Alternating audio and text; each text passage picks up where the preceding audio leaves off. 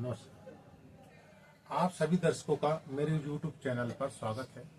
मैं आप सभी के स्वस्थ और मंगल में होने की भगवान से प्रार्थना करता हूँ। आज हमारा विषय है किसी भी जातक की जन्म कुंडली में अगर लगन में प्रथम भाव में सूर्य बैठा हो तो उसके क्या फल मिलेंगे। देखिए, ये हमारा पहला भाव है।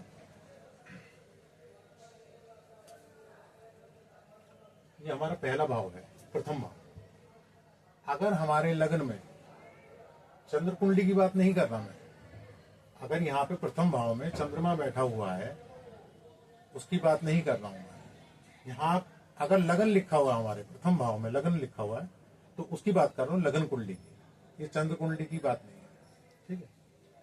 तो अगर हमारे लगन में पहले भाव में सूर्य बैठा हुआ है तो हमारे जिंदगी पे, जीवन पे क्या प्रभाव पड़ेंगे, और अधिक से अधिक प्रभाव हमारे तब पड़ेंगे जब सूर्य की महादशा 6 वर्ष की जो होती है वो शुरू होगी, तब वो पड़ेंगे हमारे जीवन पे प्रभाव उसके। बाकी सिर्फ ये सूर्य के प्रभाव की बता रहा हूं मैं। ऐसा नहीं कि आप ये समझ लें कि भाई सारे ग्रहों के अलग अलग प्रभाव होते हैं जिंदगी पे, उनका प्रभाव तो पड़ेगा मिश्रित रूप से, लेकिन ये जो प्रभाव बता रहा हूँ सिर्फ एक सूर्य ग्रह के जो प्रभाव पड़ेगा उसी के विषय में बता रहा हूँ। ये बात आप जान लें। प्रथम भाव में अगर सूर्य होता है किसी के भी जातक के, तो जो साधारण फल जो मिलते हैं उनके विषय में हम चर्चा करेंगे। वैसे अलग अलग राशियों में, मतलब अलग अलग जो लग्न होते हैं, जैसे मेष लग्न में अलग प्रभाव होगा, वृषभ लग्न होगा, यहाँ पे 2 नंबर लिखा होगा तो अलग होगा, 3 नंबर लिखा होगा तो अलग होगा, उन सबका अलग अलग प्रभाव होगा। लेकिन हम जो जानते हैं वैसे इस विषय में भी बता दूंगा मैं आपको थोड़ा। पहले भाव में अगर हमारे पहले लगन में, अगर पहले प्रथम भाव में अगर हमारे सूर्य बैठा हुआ है तो हमारे आत्मविश्वास में बढ़ोतरी करेगा। यानी हमारा जो कॉन्फिडेंस है वो हमारे उसकी कॉन्फिडेंस की बढ़ोतरी हो जाएगी। हमारा जो आत्मविश्वास है वो बढ़ेगा। खास तौर से जब सूर्य की 6 वर्ष की महादशा चलेगी उस समय में हमारा कॉन्फिडेंस अधिक बढ़ेगा। इच्छा शक्ति, सम्मान, पद, प्रतिष्ठा, मतलब जो हमारी इच्छा शक्ति है, सोचने समझने की शक्ति, उसमें बढ़ोतरी होगी। मान सम्मान में, जो हमारा मान सम्मान है उसमें बढ़ोतरी होगी। पद प्रतिष्ठा, यानी कि हम एक किसी वर्क पैलेस पे अगर हम वर्षों से काम कर रहे हैं तो सूर्य की महादशा जब शुरू होगी लगन से, तो उस समय मान प्रतिष्ठा, यानी कि हमारे जो है पोस्ट की या पद की प्रतिष्ठा, मतलब पद जो हमारा बढ़ सकता है उस बीच में। अधिकार में बढ़ोतरी करता है, हमारा अधिकार क्षेत्र बढ़ जाएगा। क्योंकि जैसे मान लो हम किसी वर्क पैलेस पे काम कर रहे हैं और हमारे जो है अधिकार में एक छोटा सा पोर्शन, छोटा सा हिस्सा आ रहा है। जब हमारा पद, प्रमोशन या पोस्ट ऊपर होगी, ऊंची होगी, तो हमारी जो कार्य करने की जो क्षेत्र है और अधिकार है वो भी बढ़ जाएंगे। अधिकार में बढ़ोतरी, यानी कि जब पद बढ़ेगा तो अधिकार भी बढ़ेगा, ठीक है। जातक में नेतृत्व करने की शक्ति बढ़ जाएगी। जब हमें अधिकार मिलेगा तो हमारे को नेतृत्व करने की क्षमता, यानी लीडरशिप, उसमें भी बढ़ोतरी होगी, जाहिर सी बात है। जातक महत्वाकांक्षी होता है, यानी कि प्रथम लगन के प्रथम भाव में अगर सूर्य बैठा होगा तो जातक महत्वाकांक्षी हो जाएगा, उसकी महत्वाकांक्षाएं बढ़ जाएंगी। अपनी शक्ति का प्रदर्शन भी करेगा। जब अधिकार और पद बढ़ेगा तो वो अपनी शक्ति को प्रदर्शित भी करेगा, दुनिया लोगों के सामने प्रदर्शन भी करेगा उसका। जब आपके पास शक्ति होगी, ताकत होगी, तो आप प्रदर्शन भी तो करते हो।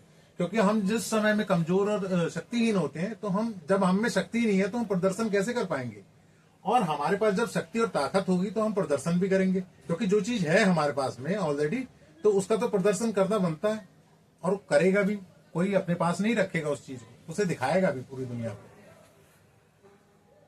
अच्छा, हम अलग अलग लगन के हिसाब से अब ये चीज समझते हैं कि अलग अलग लगन में सूर्य प्रथम भाव में बैठा हुआ हमारे को क्या फल दे सकता है। अगर मान लो यहाँ पे 1 नंबर राशि बन रही है, 1 नंबर का हो गया मेष लगन। मेष लगन में ऊंचा पद, यानी कि पद को हमारे ऊंचा कर देगा, यानी कि मेष लग्न जो होता है, एक नंबर राशि या एक नंबर लग्न में सूर्य उच्च का होता है। जब सूर्य अपने उच्च स्थान पे ऊपर हो जाएगा, जैसे कि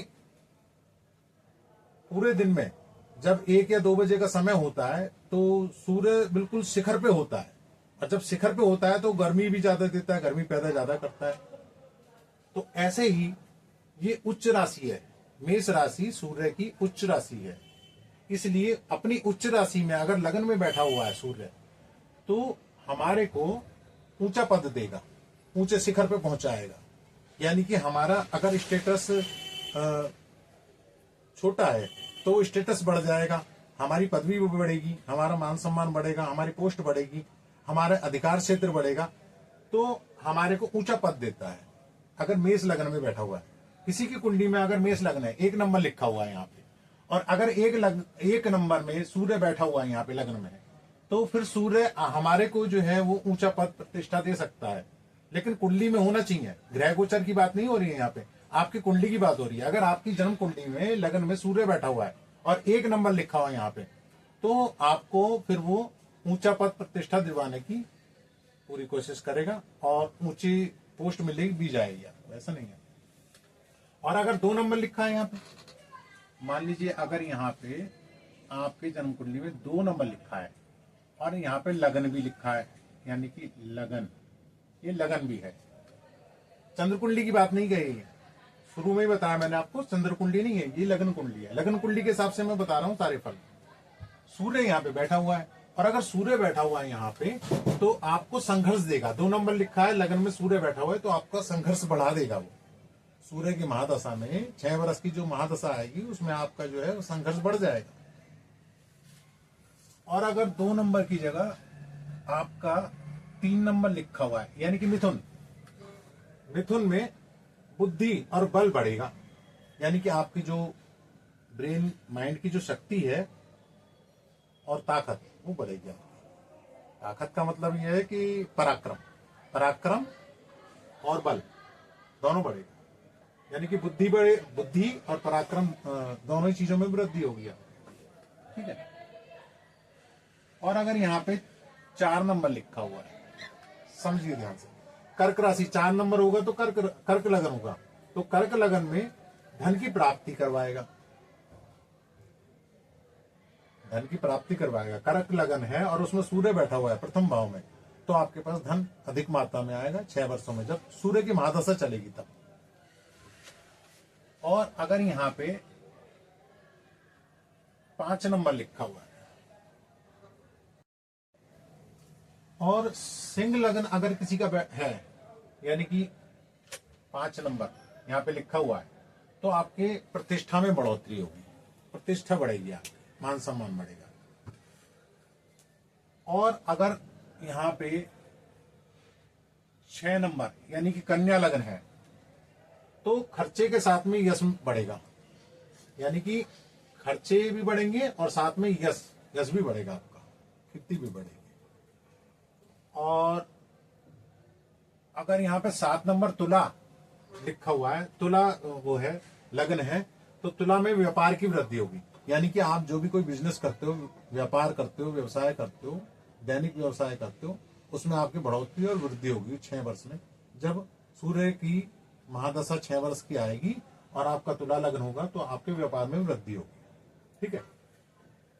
और अगर यहाँ पे हमारे 8 नंबर लिखा हुआ है, यानी कि वृश्चिक, वृश्चिक में व्यापार बढ़ेगा, यानी कि इसमें भी बिजनेस की और व्यापार की वृद्धि होगी अगर वृश्चिक लग्न है तो। ठीक है। और अगर धनु लग्न है, यानी कि 9 नंबर लिखा हुआ, धनु लग्न है, धनु लग्न में भाग्य का उदय होगा, क्योंकि धनु लग्न यानी कि 9 नंबर जो धनु होता है वो काल पुरुष की कुंडली के हिसाब से 9वां भाव ये बैठता है भाग्य का, धनु लग्न का। इसलिए जब धनु लग्न होगा तो सूर्य की महादशा में इसमें उसके भाग्य की वृद्धि होगी, भाग्य का उदय होगा। ठीक है। अब अगर यहाँ पे हमारा 10 नंबर लिखा हुआ है, यानी कि मकर लग्न है और सूर्य बैठा हुआ है यहाँ पे, तो हमारे शत्रुओं की वृद्धि होगी, यानी कि जो भी शत्रु होंगे, दुश्मन होंगे, उनमें वृद्धि करेगा इन 6 वर्षों में। अगर सूर्य 10 नंबर लिखा हुआ है, मकर लिखा हुआ है और लग्न में ही सूर्य बैठा हुआ है प्रथम भाव में, तो वो 6 वर्षों में हमारे शत्रु और दुश्मनों की वृद्धि करेगा। और अगर यहाँ पे 11 नंबर लिखा हुआ है, यानी कि कुंभ लग्न है, तो गुप्त रूप से विवाद होंगे और ग्रस्त सुख में कमी रहेगी। यानी कि जो लोग हमारी वाद विवाद करते हैं पीछे से हमारे विषय में, जो कोई कमियां निकालते हैं या कुछ भला बुरा कहते हैं, वो पीछे से उन चीजों में बढ़ोतरी होगी और गृहस्थ सुख में कमी आएगी, घर के सुख में, यानी कि जीवन साथी से जो सुख मिल रहा है उसमें कमी आएगी। अगर 11 नंबर लिखा हुआ है और लग्न में ही सूर्य बैठा हुआ है, तो जीवन साथी से मिलने वाले सुख में आपके कमी आएगी इन 6 वर्षों में। और अगर ये यहाँ पे 12 नंबर लिखा है और मीन लग्न है और सूर्य की महादशा शुरू हो गई आपकी 6 वर्ष, तो मीन लग्न में शत्रुओं की वृद्धि की संभावना और दुर्घटना का भय रहेगा। यानी कि शत्रुओं की वृद्धि होगी और दुर्घटना होने का भय बना रहेगा आपको उस समय के बीच में।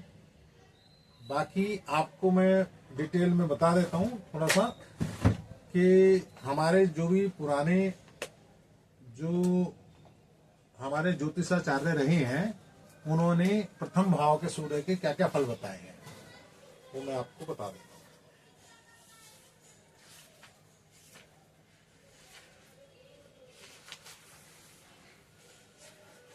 देखिए, भृगु सूत्र के हिसाब से जिस जातक के जन्म समय में लग्न में सूर्य हो, वह निरोग होता है, वह पित्त प्रकृति का होता है, वह नेत्र रोगी, मेधावी, सदाचारी होता है, इसका उदर उष्ण रहता है, मतलब पेट में जो है गर्मी सी बनी रहती है।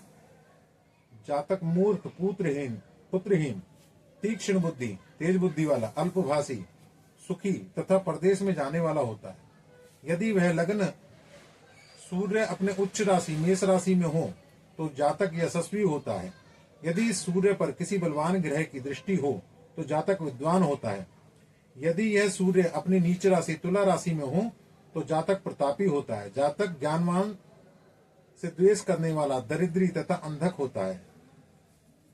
किंतु शुभ ग्रह दृष्टि हो तो ये बुरे फल नहीं होते, यानी कि शुभ ग्रहों की दृष्टि हो तो ये फल नहीं होंगे। फिर स्वराशि सिंह में यदि सूर्य हो तो जातक प्रभुत्व प्राप्त करता है। लग्नस्थ सूर्य यदि कर्क राशि में हो तो जातक ज्ञानी और रोगी होता है, इसके आंखों में फोला पड़ता है। सूर्य यदि मकर राशि में हो तो जातक को हृदय रोग होता है। सूर्य यदि मीन राशि का हो तो जातक स्त्रियों में आसक्त रहता है। सूर्य यदि कन्या राशि का हो तो जातक को कन्या संतान अधिक होती है। जातक स्त्रीहीन, कृतघ्न और भूमिपति होता है। यदि इस सूर्य का योग शुभ ग्रह के साथ हो तो जातक निरोग रहता है। यदि पाप ग्रह के साथ संबंध हो अथवा सूर्य शत्रु क्षेत्रीय व नीच क्षेत्रीय हो तो जातक को तीसरे वर्ष ज्वर पीड़ा होती है। यदि इस सूर्य पर शुभ ग्रह की दृष्टि हो तो ज्वर पीड़ा नहीं होती। भृगु सूत्र यह बात स्पष्टता बताते हैं कि राशि भेद से, स्वग्रह, उच्च, नवमांस आदि के भेद से शुभ ग्रह दृष्टि, अशुभ ग्रह दृष्टि के भेद से शत्रु क्षेत्र, मित्र क्षेत्र, नीचांश तथा अस्तगत आदि के भेद से शुभ ग्रह अशुभ ग्रह संबंध के भेद से भाव फल में तारतम्य होता है। इसी प्रकार यहाँ के बल तारतम्य से भी भाव फल में तारतम्य होता है। अच्छा, चमत्कार चिंतामणि जी क्या कहते हैं इस विषय में, ये भी जान लीजिए। जिस मनुष्य के लग्न में सूर्य हो वह ऊंचे लंबे कद का होता है। स्त्री, पुत्र, बंधु बांधव आदियों से उसका मन दुखी रहता है। सर्वदा उसके शरीर में वात पित्त रोग से पीड़ित रहता है। वह प्रदेश में जाता है। इसे धन का सुख कभी उत्तम रहता है, कभी धन का कष्ट भी बढ़ जाता है। अच्छा, जीवननाथ जी क्या कहते हैं इस विषय में, ये भी जान लीजिए। जिस मनुष्य के जन्म समय में सूर्य तनु भाव में हो वह स्त्रियों से तथा बंधु बांधवों से संसप्त होता है। पित्त, वायु और रक्त विकार के रोग से शरीर में कष्ट तथा विदेश में व्यापार से धन की क्षति होती है। अच्छा, अब वैद्यनाथ जी क्या कहते हैं इस विषय में? जो ज्योतिषाचार्य वैद्यनाथ जी हुए उन्होंने क्या कहा है? रवि लग्न में हो यानी सूर्य लग्न में हो तो संतान कम होती है, जन्म से ही सुखी, निर्दयी, कम खाने वाला, चक्षु रोगी मतलब नेत्र रोगी, आंखें कमजोर रहती हैं उसकी, युद्ध में आगे होकर लड़ने वाला, सुशील, नट, ज्ञान और आचार में मग्न, सुहावनी आंखों वाला, सब कामों में यशस्वी, स्वतंत्रता से ऊंची जगह को पाने वाला। यह सूर्य मीन में हो तो बहुत स्त्रियों से संबंध होता है, सिंह में हो तो रतौंधी रोग होता है, जातक बलवान होता है। टिप्पणी, अल्प संतान का होना यह फल रवि पुरुष राशि में हो अनुभव में आता है। वह रवि स्त्री राशि में संतति अच्छी संख्या में होती है। देखिए यहां मैं एक बात क्लियर कर देता हूं। पुरुष राशि का मतलब विषम राशि हो गया। जैसे मान लो 1 यानी कि मेष राशि, 3 मिथुन राशि, 5 सिंह राशि, तो ये पुरुष राशियां हैं। यानी कि 7 तुला राशि, 9 धनु है, वो जो है वो पुरुष राशि है, और 11 नंबर की जो है वो कुंभ राशि जो है वो पुरुष राशि है। और ऐसे ही 2 नंबर की जो सम राशियां हैं वो स्त्री राशि में आती है। जैसे 2 नंबर वृषभ राशि, 4 नंबर कर्क राशि, 6 नंबर कन्या राशि, 8 नंबर वृश्चिक राशि, 10 नंबर मकर राशि और 12 नंबर मीन राशि, ये स्त्री राशियां हैं।